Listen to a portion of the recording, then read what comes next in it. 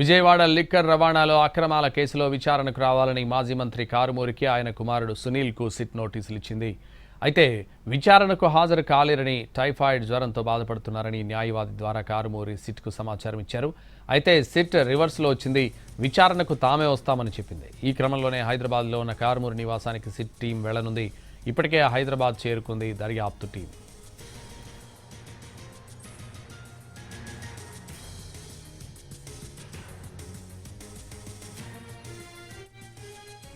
Vijayawada liquor రవాణాలో అక్రమాల కేసులో విచారణకు రావాలని మాజీ మంత్రి కారుమూరికి ఆయన కుమారుడు సునీల్కు సిట్ నోటీసులు ఇచ్చింది.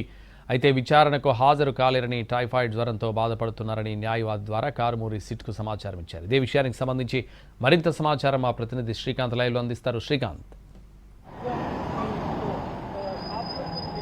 సంతోష్, ఏపీలో వైసీపీ ప్రభుత్వ హయాంలో ఏపీ లిక్కర్ కేసు ఏదైతే అవుతుందో దానికి సంబంధించి ఇప్పటికే కొన్ని అరెస్టులు జరిగాయి. చాలామంది బెయిల్ మీద ఉన్నారు. అయితే తాజాగా సిఐడి అధికారులు మద్యం రవాణాకి సంబంధించి జరిగినటువంటి రవాణాలో కూడా పెద్ద ఎత్తున అక్రమాలకు పాల్పడ్డారని కూడా కేసు నమోదు చేసిన పరిస్థితి. ఎందుకంటే వైసీపీ ప్రభుత్వ హయాంలో ప్రభుత్వ ఆధ్వర్యంలోనే మద్యం దుకాణాలు కూడా నడిచాయి. ఏపీ బెవరేజ్ కార్పొరేషన్ నుంచి ఈ మద్యానికి సంబంధించిన రవాణా అంతా కూడా నేరుగా ప్రభుత్వ దుకాణాలకు జరిగింది. అయితే రవాణాకు సంబంధించినటువంటి టెండర్లలో అసలు దానికంటే ఎక్కువ ఖర్చు అయినట్టుగా కూడా చూపించి అక్రమాలకు పాల్పడ్డారని సిఐడి తాజాగా కేసు నమోదు చేసి విచారణ బాధ్యతను సిట్టుకు కూడా అప్పచెప్పింది. ఇందులో లిక్కర్ కేసులో A1గా ఉన్నటువంటి రాజ్ కేశిరెడ్డి నిందితుడిగా ఉన్నారు. అదేవిధంగా మాజీ మంత్రి కారుమూరి నాగేశ్వరరావు, ఆయన కుమారుడు కారుమూరి సునీల్ కుమార్ కూడా నిందితులుగా ఉన్నారు. దీంతో వీళ్ళిద్దరిని ఇవాళ విచారణకు హాజరు కావాలని సిట్ అధికారులు తణుకులో ఉన్నటువంటి కారుమూరి నివాసానికి నోటీసులు కూడా అంటించడం కూడా జరిగింది. సమాచారం కూడా ఇచ్చారు. అయితే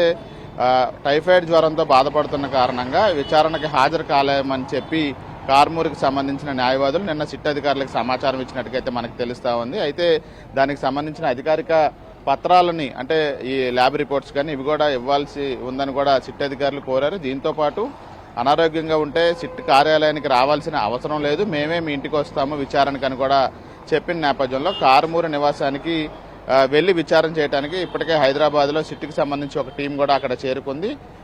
ఈ నేపథ్యంలో విజయవాడ సిట్ కార్యాలయానికి కూడా కారుమూరి కుమారుడు సునీల్ కుమార్ వస్తాడని కూడా అధికారులు భావించారు. అయితే తాజాగా టైఫాయిడ్ జ్వరానికి సంబంధించి సమాచారం ఇవ్వడంతో అతను వచ్చే అవకాశాలు లేనట్టుగైతే తెలుస్తా ఉంది. ఈ నేపథ్యంలో కారుమూరు నివసిస్తున్నటువంటి ఇంటికి ఇవాళ ఈ సిట్ అధికారుల బృందం హైదరాబాద్లోనే ఉంది కాబట్టి ఇవాళ వెళ్లి విచారణ చేసే అవకాశాలు ఉన్నట్టుగైతే మనకు తెలుస్తుంది. మరోవైపు ఇదే కేసులో A1గా ఉన్నటువంటి రాజ్ కేశిరెడ్డి ఇప్పటికే లిక్కర్ కేసులో బెయిల్ మీద ఉన్నారు. ఆయనకు కూడా విచారణకు రావాలని నోటీసులు జారీ చేయడంతో ఆయన హైకోర్టుకు కూడా వెళ్లిన నేపథ్యంలో హైకోర్టు కూడా డైరెక్షన్ ఇచ్చింది. రేపు అంటే 24వ తారీఖున సిట్ కార్యాలయంలో అధికారులు ఎదుట విచారణకు హాజరు కావాలని చెప్పిన నేపథ్యంలో ఇవాళ అయితే విజయవాడ సిట్ కార్యాలయానికి కారుమూరి నాగేశ్వరరావు, ఆయన కుమారుడు వచ్చే అవకాశాలు లేవు. నేరుగా హైదరాబాద్లోని కారుమూరి నివాసానికే సిట్ అధికారుల బృందం వెళ్ళి విచారణ చేయబోతోంది. రేపు రాజ్ కేశిరెడ్డిని కూడా విచారణ చేయబోతుంది కాబట్టి ఈ కేసులో ఇది ఒక కీలక పరిణామంగా సిట్టు భావిస్తూ ఉంది. పూర్తి స్థాయిలో వివరాలు కూడా వీళ్ళని విచారించి స్టేట్మెంట్ అయితే రికార్డ్ చేయబోతోంది. Santosh. Right, thank you Srikanth.